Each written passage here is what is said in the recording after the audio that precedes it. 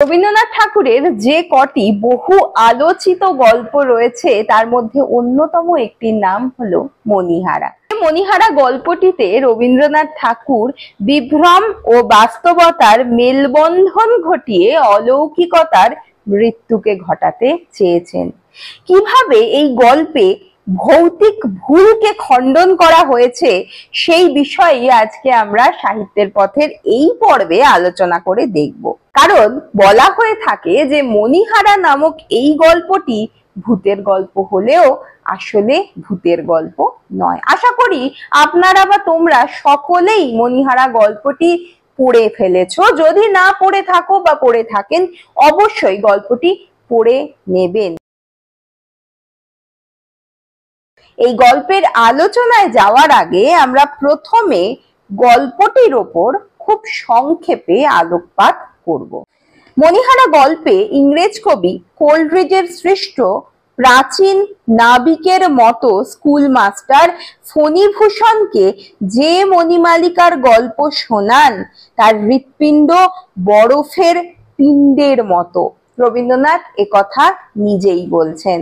সে যেমন স্বামীর অস্তিত্বটাকে অন্তরে অন্তরে অনুভব করে না, সেই রকম সে নিঃসন্তান। ফলে যে বাৎসল্য তার হৃদয়ের বরফপিণ্ডকে গলিয়ে সংসারের ওপর স্নেহ নির্ঝর বইয়ে দিতে পারত, সেখান থেকেও কিন্তু মণিমালিকা বঞ্চিত।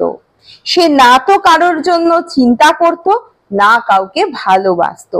ফণিভূষণ ভেবেছিল যে দানেই বুঝি প্রতিদান মেলে, তাই ভালোবাসার আশায় কাঁড়ি কাঁড়ি শাড়ি গয়না মণিমালিকার ওপর সে বর্ষণ করত। কিন্তু সবই জমতো গিয়ে লোহার সিন্ধুকে। এই লোহার সিন্ধুক কিন্তু প্রতীকী। লোহার সিন্ধুক বলতে বাইরের যে লোহার আবরণ সেটাকেই বোঝানো হচ্ছে। ফণিভূষণ প্রতিদান তো পেলই না, উল্টে একদিন নিজের সোনার ধন তার থেকেই রক্ষা করতে আদরের মণি নিরুদ্দেশ হলো। প্রেমের এই নিষ্ঠুর হনন শেষে মণিহারা ফণির সামনে এসে দাঁড়ালো সর্বাঙ্গে অলংকার পরিহিতা এক কঙ্কাল, যার উজ্জ্বল ঘন দীর্ঘ পল্লব কালো তারার চোখ দেখে সে বুঝলো, মানে আমাদের যে নায়ক সে বুঝলো যে এই পিশাচিনী তার মণিমালিকা। মৃত হয়েও যে কিন্তু জীবিত। তার চোখের দিকে তাকিয়ে ফণিভূষণের চোখেও যেন সঞ্চারিত হয়ে যায় মৃত মানুষের চাহনি। তার সর্বশরীরে রক্ত হিম হয়ে আসে। আর তারপর জীবিত হয়েও মৃত ফণিভূষণ ওই কঙ্কালের ডাকে এক পা করে নেবে যায় নদীর জলের দিকে। এই যে অতি সংক্ষেপে আমি এই গল্পটি আপনাদের সামনে তুলে ধরলাম, সেটি থেকে দেখা যায় যে গল্পের মধ্যে কাঁটা দেওয়া পরিস্থিতি, মানে গায়ে কাঁটা দেওয়া পরিস্থিতি লেখক বহু জায়গায় তৈরি করেছেন, কিন্তু এই পরিস্থিতিকেই তিনি নিজেই আবার ভেঙেছেন নানা যৌক্তিকতার মাধ্যমে। অলৌকিকতা ভাঙার নানা যুক্তি কিছু কিছু দৃশ্যে দৃশ্য এবং অদৃশ্য। আমরা সেই যুক্তিগুলিকেই এবার যদি পরপর সাজিয়ে দেখি, দেখতে পাবো এই গল্প আসলে মনে হয় ভূতের গল্প নয়। গল্পটি যে পুরোপুরি সত্য নয় তার চরমতম উদাহরণ গল্পের একেবারে শেষাংশ, যেখানে ফণিভূষণ বলছে সে গল্পের নায়ক ও তার বউয়ের নাম নৃত্যকালী। এই প্রসঙ্গ আলোচনা আমরা একটু পরে করব। এই অংশটি গল্পটির সম্পর্কে একটা প্রশ্নের উদ্ভব ঘটায় যে গল্পটি কি তাহলে রিউমার? রিউমার শব্দের বাংলা যে অনুবাদ তাকে বলা যেতে পারে কিংবদন্তি। তবে এই গল্পটিতে কিংবদন্তি না বলে রটনা বললে বেশি ভালো হয়। যা রটে তবে তার খানিকটা তো ঘটে বটেই। ফণিভূষণের স্ত্রী মণিমালিকার আকস্মিক অন্তর্ধান, ফণিভূষণের অন্তর্ধান, এমনকি গল্পের শেষে নায়ক নায়িকার যে বক্তব্য তা সমস্ত ক্ষেত্রগুলি কিন্তু সঠিক। প্রত্যেকটি বিষয়ে এতটাই আকস্মিক এবং এতটাই মানে এই যে অন্তর্ধানটা একটা অদ্ভুত যে একটা পরিস্থিতি সৃষ্টি করেছে, এই সবগুলি বেশ রহস্যময়। এই ঘটনা লোকজীবনে ভীষণভাবে প্রভাব ফেলে। তার থেকে কল্পনা তৈরি হওয়া মোটেই কিন্তু অস্বাভাবিক নয়, এবং তার থেকেই যে ভূতের গল্পের জন্ম হতে পারে সেটা আমরা প্রায় অনেকেই জানি, কারণ গ্রাম্য সমাজ হয়তো এখনো ভূতে বিশ্বাস করে। এবং রবীন্দ্রনাথ যখন লিখছেন তখন তো ভীষণভাবে বিশ্বাস, অলৌকিকতায় বিশ্বাস ছিলই। অর্থাৎ এই যে নায়ক এবং নায়িকার অন্তর্ধান এবং তাদের ওই যে একটা জীবনযাত্রা, যেখানে লোক ঢুকতে পারছে না, বুঝতে পারছে না আশেপাশের পরিবার পরিজন কি ঘটছে, এই বিষয়টাই মূলত এই গল্পের যে রটনামূলক প্লট সেটির জন্ম দিয়েছে। আমরা যদি ধরেও নিই যে এই গল্প লোকমুখে প্রচলিত, মানে এই গল্পের যে অংশটি ভূতের অংশ সেটি লোকমুখে প্রচলিত, তবে নানা যুক্তি দিয়ে সেই ভৌতিকতাকে খণ্ডন করা যায়। এই গল্পে যে ঘটনাটি ঘটেছে তাকে যদি নিশির ডাকের সঙ্গে মেলানো যায়, তবে এই সম্পর্কে বলতে হবে যে স্মিথ থমসনের মোটিভ ইন্ডেক্সের কথা। সেখানে ফোক লিটারেচারের একটি অংশে বলা হয়েছে যে অ্যানসারিং কল ওয়েন অ্যাসলিপ। এই গল্পেও কিন্তু ফণীভূষণ ঘুমন্ত অবস্থায় বিপদের দিকে সাড়া দিয়েছিল। ঘুমন্ত মানুষ অচেতন থাকে। নিশির ডাকের বৈজ্ঞানিক ভিত্তি মূলত এটাই, এই মানসিক অসচেতনতা বা অর্ধচেতনতা। ফণীভূষণ প্রথম রাত্রে সিঁড়ি দিয়ে নিচে নেমে এসে নিজেই বুঝতে পেরেছিল যে সে নিদ্রিত অবস্থায় সে নেমে এসেছে, আর যা ঘটেছে পুরোটাই স্বপ্ন। ফণীভূষণ বুঝেও ঘটনাটি স্বপ্ন হিসেবে কিন্তু বিশ্বাস করেনি। তার দৃঢ় বিশ্বাস মণিমালিকাই এসেছিল। তাই দ্বিতীয় রাত্রেও মণিমালিকার আগমনের অপেক্ষায় সে একা দরজা খুলে প্রাণ মন দিয়ে জেগে দাঁড়িয়েছিল।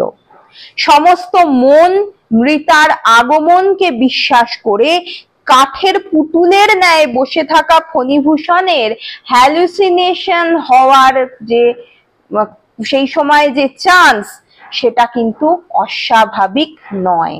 আমরা মাঝে মধ্যে সমস্তক্ষণ যা চাই, যা আশা করি, চোখের ও মনের ভুলের দ্বারা আমরা কিন্তু তাকে কখনো কখনো দেখতে পাই। দেখা যায় সে যখন সমস্ত রুদ্ধ আবেগ দিয়ে মনি বলে চিৎকার করে উঠল, তখন তার ঘোর ভেঙে গেল। এখানেই পরিষ্কার হয়ে যায় যে সে সচেতন অবস্থায় ছিল না। তৃতীয় রাতে বিশ্বাসের সঙ্গে যুক্ত হয়েছিল উপবাস ও মণিমালিকার পূর্ব স্মৃতি। তাছাড়া সে দৃঢ় মনস্ক ছিল আজকে মণি আসবে। এই সমস্ত উপসর্গ যোগেই তৈরি হয় মণিমালিকার এক ভৌতিক চেহারা। নিশির ডাকের পন্থায় সে তার ডাকে সাড়া দেয় ও দেখে তার স্ত্রী জলের মধ্যে অন্তর্ধান করছে। মণি কিন্তু নদী পথেই নিরুদ্দেশ হয়েছিল। তাই মনে করা যেতেই পারে যে ফণীভূষণের এই যে জলে নামার বিষয়টি, এটিও ওই মানসিক অবস্থা থেকেই এসেছে। সে নিজেও জলে নেমে যেতে থাকে এবং জলের স্পর্শে তার ঘোর ভাঙে। সে বোঝে এটা একটা স্বপ্ন, কিন্তু তারপর আমরা জানতে পারছি সেটা স্কুল মাস্টারের মুখে, এবং জানতে পারি যে সে তার ব্যালেন্স হারিয়ে গিয়ে জলের মধ্যে পড়ে যায় বা জলে নিমগ্ন হয়ে যায়। যদি ফণীভূষণের মৃত্যু হতো ও গল্পের শ্রোতা তাতে ভীত হতেন এবং হয়ে এই গল্পে বিশ্বাস করতেন, তাহলে আমরাও এই গল্পের ভৌতিক বিষয়টিতে বিশ্বাস রাখতে পারতাম। এটা যে তা নয়, এটা যে খানিক বিভ্রম এবং লোক রটনার মিশেলে নির্মিত বাস্তব প্রেক্ষিতের একটি গল্প, তা রবীন্দ্রনাথ নিজেই কিন্তু শেষাংশে প্রকাশ করে দিচ্ছেন। জানা গেল স্কুল মাস্টারের শ্রোতা নিজেই ফণীভূষণ ও মাস্টার তা জানেন। স্কুল মাস্টার যেন এখানে একজন মনোবিজ্ঞানী। ঠিক যেভাবে অ্যানিমাল ম্যাগনেটিজম দ্বারা চিকিৎসকরা রোগীকে সম্মোহিত করে সুস্থ করার চেষ্টা করেন, সেরকম ভাবেই ফণীভূষণের মধ্যে জমে থাকা অনেক কষ্টের উপশম ঘটিয়েছেন তিনি। গল্পের শেষে দেখি সুস্থ হয়ে উঠছেন ফণীভূষণ, তাই খানিক কৌতুকেই সম্ভবত নিজের স্ত্রীর নাম বলছেন নৃত্যকালী। এক্ষেত্রে মনে পড়ে নিশীথে গল্প। নিশীথে গল্পে রবীন্দ্রনাথ ঠাকুর সরাসরি ভাবে বিভ্রম ও বাস্তবতার মধ্যে পার্থক্যকে দেখিয়ে দিয়েছিলেন। এই গল্পে বিভ্রম এবং বাস্তবতার মধ্যে তিনি পার্থক্য না ঘটিয়ে তার এক অদ্ভুত মেলবন্ধন দেখাচ্ছেন। তাই এটি ভূতের গল্প পরিবেশ সৃষ্টি করলেও শেষ পর্যন্ত আমরা বলতেই পারি এটি ভূতের গল্প হয়ে ওঠেনি। কিন্তু এত জটিলতায়, এত গভীরে যদি আমরা না ঢুকতে চাই, যদি আমরা স্বাভাবিক চোখ দিয়ে, স্বাভাবিক মন দিয়ে এই গল্পটিকে পড়ার চেষ্টা করি, তাহলে বলবো এটি নিঃসন্দেহে আমাদের কাছে অতি পরিচিত এবং ভীষণ পছন্দের একটি ভূতের গল্প।